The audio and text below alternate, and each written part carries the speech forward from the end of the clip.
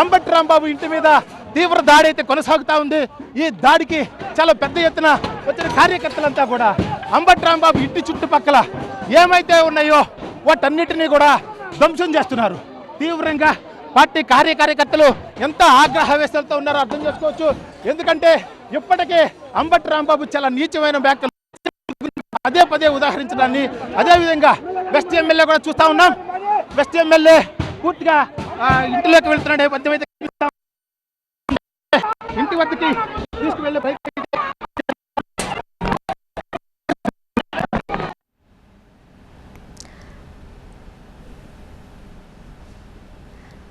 పూర్తిగా situation control తప్పిన పరిస్థితి మనం చూస్తున్నాము. ఒకవైపు అంబటి కార్యాలయం, మరొక వైపు అంబటి నివాసం.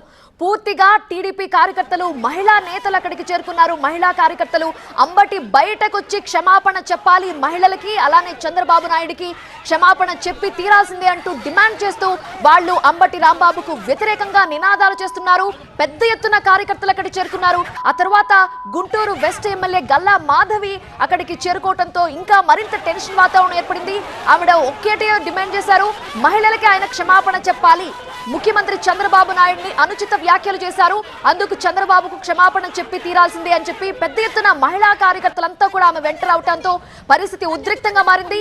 ఆమె దూసుకుని వెళ్లారు అంబటి రాంబాబు నివాసం వద్దకి, స్ట్రైట్ గా వెళ్లారు. అక్కడున్న పోలీసులు అప్పటికే భారీగా మోహరించినప్పటికీ వాళ్ళని సర్ది చెప్పడానికి ప్రయత్నించిన పెద్ద సంఖ్యలో కార్యకర్తలు అక్కడికి చేరుకోవడంతో కంట్రోల్ తప్పిన సిచ్యువేషన్ మీరు చూస్తున్నారు. అంబటి రాంబాబు కార్యాలయాన్ని ధ్వంసం చేశారు, కనిపించిన వాటిని కనిపించినట్టుగా ధ్వంసం చేస్తున్నారు. సో మా ప్రతినిధి నాగరాజు అక్కడే ఉన్నారు. సిచ్యువేషన్ ఏంటో ఆయన మనకి ఎక్స్ప్లెయిన్ చేస్తున్నారు. నాగరాజు,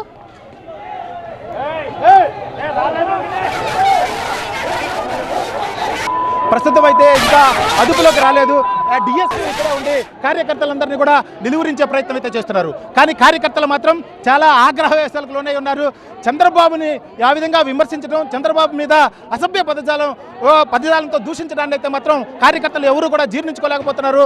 అదే విషయం మీద ఇవాళ వెస్ట్ ఎమ్మెల్యేతో పాటు చాలా మంది మహిళా కార్యకర్తలు, అదేవిధంగా టీడీపీ కార్యకర్తలంతా కూడా అంబటి రాంబాబు క్షమాపణ చెప్పాలి అనేది ఏకైక డిమాండ్గా కనిపిస్తుంది. ఒకవైపు ఆ విధమైన డిమాండ్ చేస్తూనే మరొక వైపు పూర్తిగా ఏదైతే క్షమాపణ కనుక చెప్పకుంటే పోలీసులు అరెస్ట్ చేయాలి అనేది ఒక నినాదంగా ఇక్కడ కార్యకర్తలంతా కూడా చేస్తున్న నేపథ్యం కనిపిస్తూ ఉంది. ఎంతమంది పోలీసులున్నా పోలీసులకు మించి కార్యకర్తలు వచ్చారు. కార్యకర్తలని నిలువరించడం పోలీసులకి కష్టసాధ్యంగా మారింది. ఇప్పటికే అంబటి రాంబాబు ఇంటి మీద కూడా పూర్తిగా కారుని, ఇంట్లో మీద ఉన్న రాళ్లేసి దాడి చేసి మొత్తాన్ని కూడా విధ్వంసం చేయడం జరిగింది. మరొక వైపు ఇక్కడే కార్యకర్తలంతా కూడా అంబటి రాంబాబు కార్యాలయం వద్దే బైఠాయించారు. బైఠాయించి కార్యాలయంలోకి తీసుకువెళ్ళి అంబటి రాంబాబు ఖచ్చితంగా బయటకు రావాలి, క్షమాపణ చెప్పాలి.